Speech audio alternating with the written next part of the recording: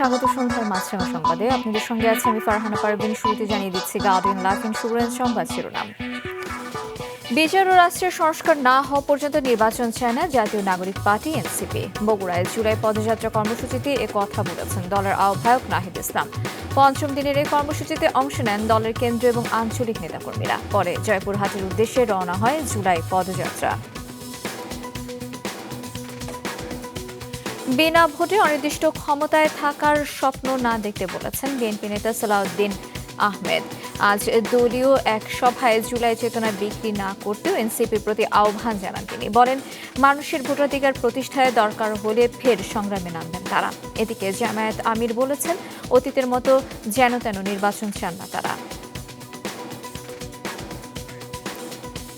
নীতি জটিলতা, অনিয়ম আর হঠাৎ সিদ্ধান্তে বারবার পিছিয়ে যাচ্ছে দেশের নবায়নযোগ্য জ্বালানি খাত। সম্প্রতি 31টি সৌর বিদ্যুৎ প্রকল্প বাতিল হয়েছে, যেখানে $300 মিলিয়ন বিদেশি বিনিয়োগ ছিল।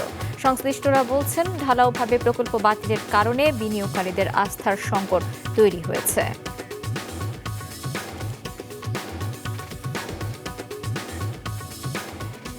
শুনছিলেন শিরোনাম, এবার বিস্তারিত।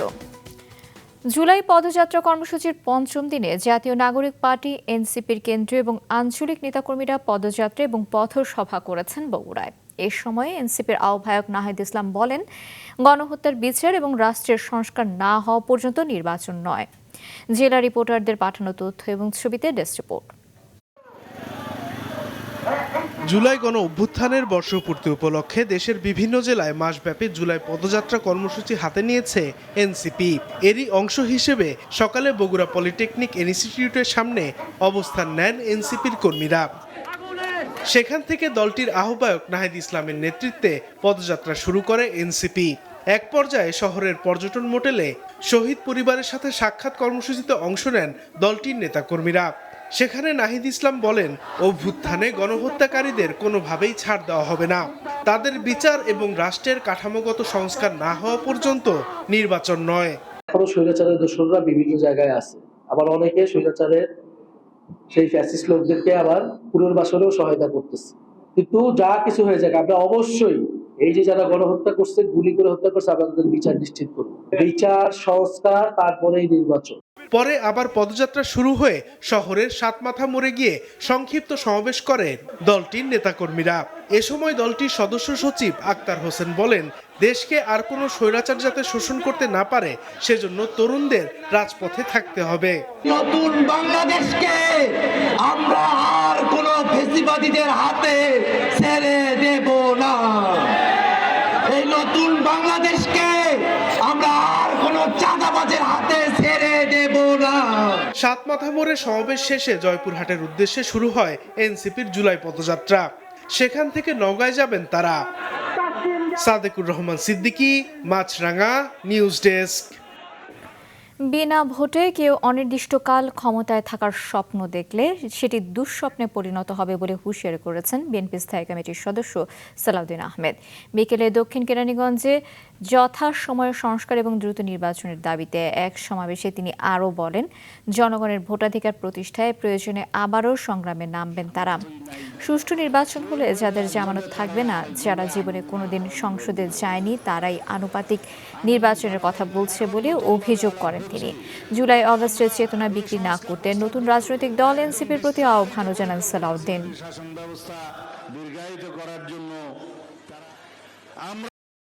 জনগণের সাংবিধানিক অধিকার, সেই অধিকার প্রতিষ্ঠার জন্য আবারও যদি আমাদেরকে সংগ্রাম করতে হয়, তাহলে আমরা আবার সংগ্রাম করব।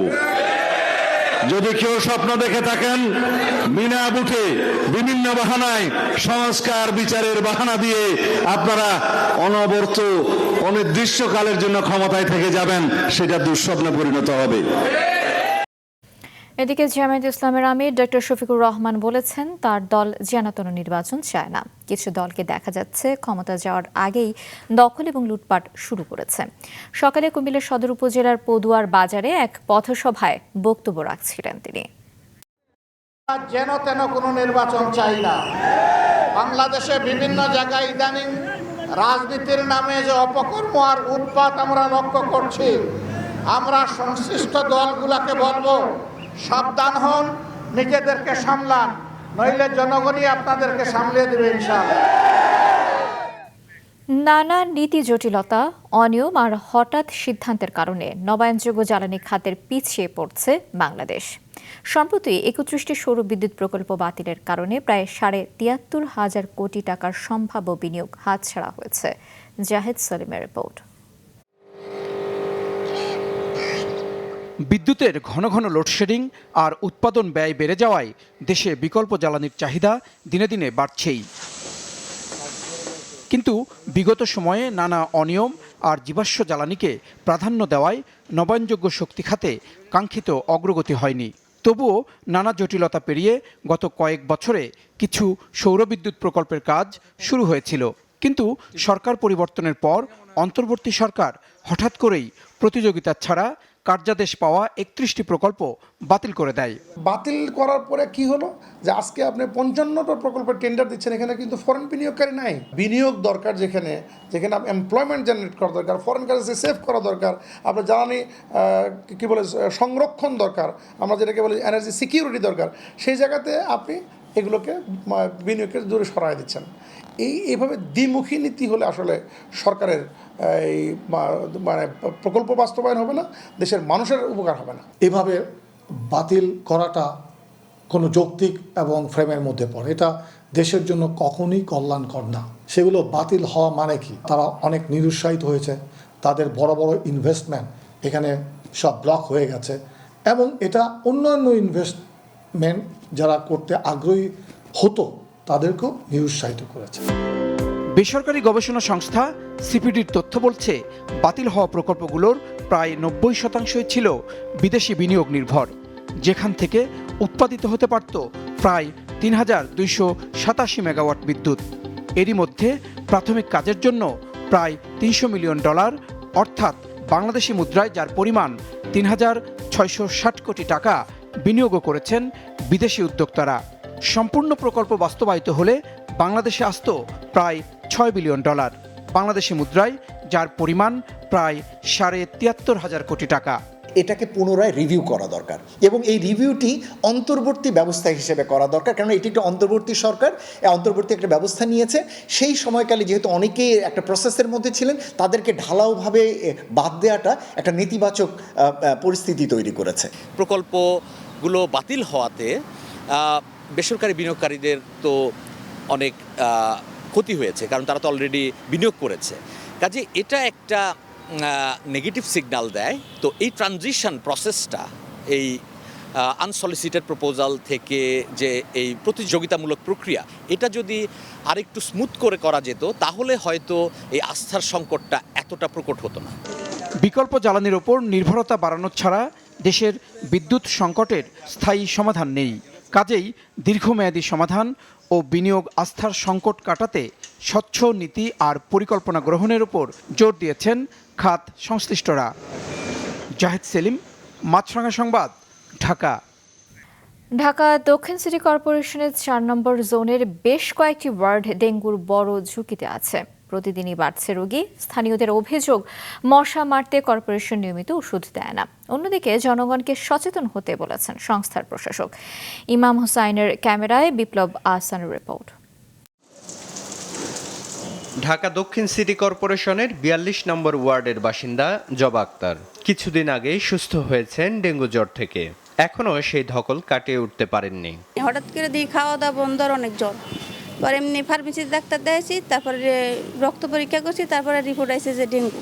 জবা যে এলাকায় থাকেন সেখানকার অনেক মানুষেরই অভিজ্ঞতা প্রায় একই। মশার কামড়ে অতিষ্ঠ এলাকাবাসীর অভিযোগ, সিটি কর্পোরেশন নিয়মিত মশা মারার ঔষধ ছিটায় না।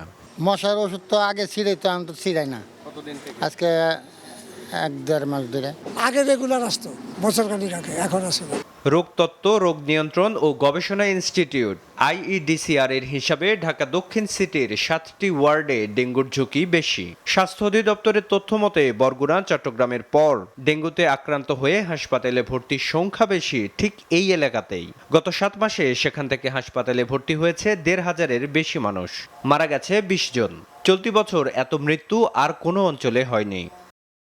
এদিকে আজ সকালে রাজধানীর পুরান ঢাকার জোন 4 এলাকায় বিশেষ পরিচ্ছন্নতা ও মশক নিধন অভিযান চালায় দক্ষিণ সিটি কর্পোরেশন।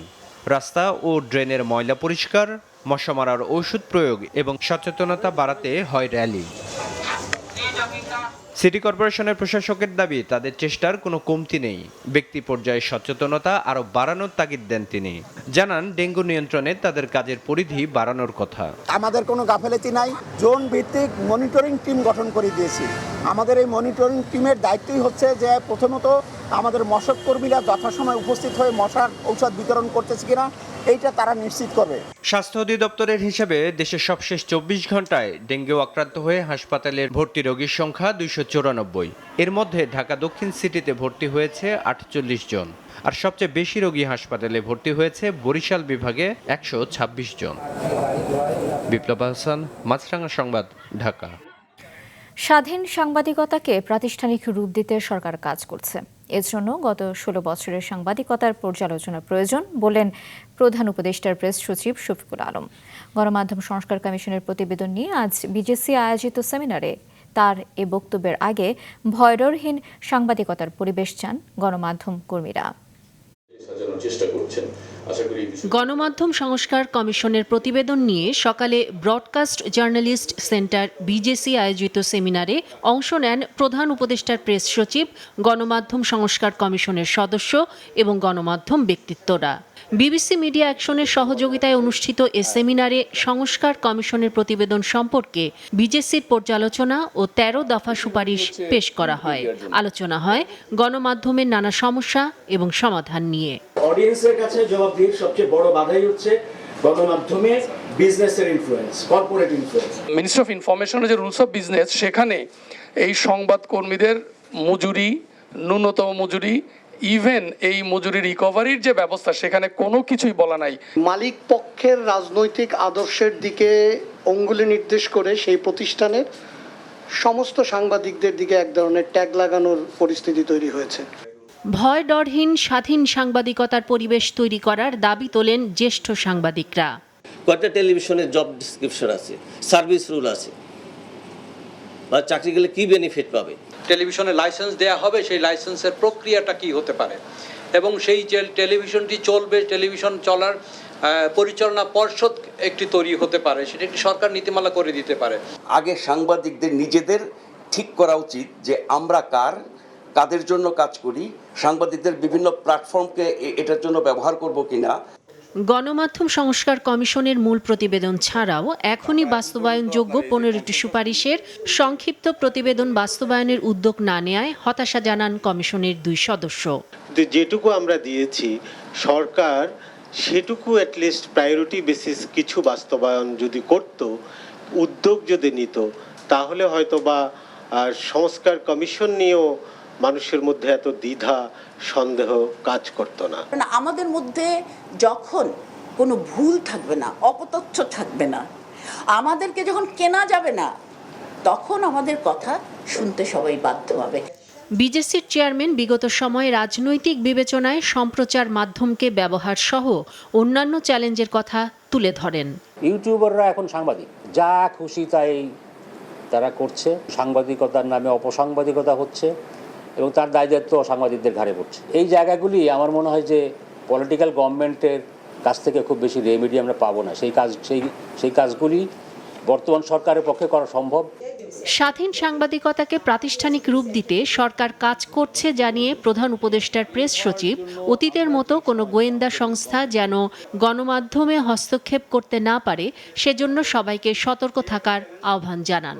11 মাসে আমরা চাচ্ছি যে এমন একটা ভাইব্রেন্ট প্রেস ফ্রিডমের জায়গা তৈরি হোক, যেখানে সবাই তার জার্নালিজমটা করতে পারবে। অবশ্যই সেটা ইথিক্যালি গ্রাউন্ডেড হতে হবে। আমরা চাই বাংলাদেশে প্রেস ফ্রিডমটা ইনস্টিটিউশনালাইজড হোক।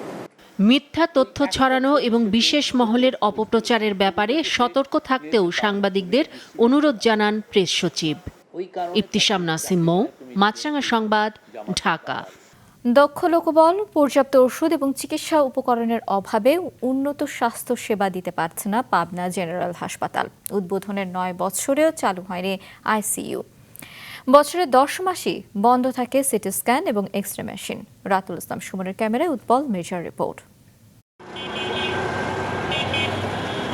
৩০ লাখ জনসংখ্যা অধ্যুষিত দেশের অন্যতম প্রাচীন জেলা পাবনার মানুষের আধুনিক চিকিৎসার জন্য একমাত্র ভরসা স্থল 250 শয্যার জেনারেল হাসপাতাল।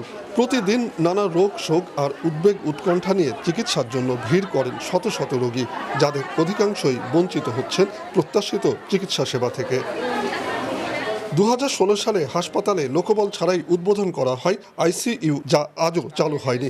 ফলে মুমূর্ষু রোগীদের চিকিৎসা পাওয়ার কোনো সুযোগ নেই এই হাসপাতালে। একটা আইসিইউতে সার্বক্ষণিকভাবে ডিউটি করার জন্য ডাক্তার প্রয়োজন, সেই রকম ট্রেন্ড নার্স। তা আমাদের তো এগুলো দিকে দৃষ্টিপাতই করা হচ্ছে না। হৃদরোগীদের জন্য 20 শয্যার একটি সিসিইউ ইউনিট থাকলেও সেখানেও চিকিৎসা নেওয়ার সুযোগ আছে মাত্র 8 জনের। দুটি আধুনিক মেশিন থাকা সত্ত্বেও ফিল্মের অভাবে দীর্ঘদিন ধরে বন্ধ সিটি স্ক্যান ও এক্স-রে থাকে, ইসিজি থাকে, এগুলো আমরা পর্যাপ্ত পরিমাণে পাই না, যার কারণে রোগীগুলো চলে যায় বাইরে এবং বিভিন্ন হেনস্থার শিকার হয়।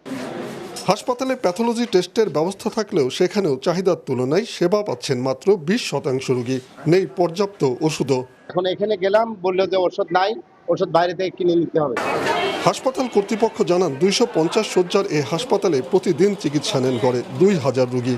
যে বরাদ্দ দেওয়া হয় তা নিতান্তই অপ্রতুল, এতে অনেক সেবাই দেওয়া সম্ভব হচ্ছে না। সরকার নির্ধারিত শতাংশ অনুযায়ী যে পরিমাণ আমাদের কেমিক্যাল রিয়েজেন্টের বরাদ্দ থাকে, সেটা দিয়ে যা কিনতে পারি সেটা একদম অপ্রতুল, এবং এটা দিয়ে আমরা দেখা যাচ্ছে যে 2 মাসের মধ্যেই আমাদের সেই বরাদ্দর যে ফিল্মগুলো সেগুলো শেষ হয়ে যায়।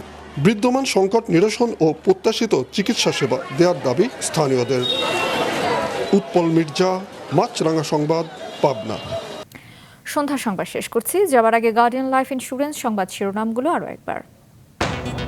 বিচার ও সংস্কার না হওয়া পর্যন্ত নির্বাচন চায় না এনসিপি, জানালেন আহ্বায়ক নাহিদ। বগুড়ায় জুলাই পদযাত্রার 5ম দিনের কর্মসূচি অনুষ্ঠিত। বিনা ভোটে ক্ষমতায় থাকার স্বপ্ন না দেখতে বললেন বিএনপি নেতা সালাউদ্দিন। জুলাই চেতনা বিক্রি না করার আহ্বান। অতীতের মতো নির্বাচন চায় না জামায়াত।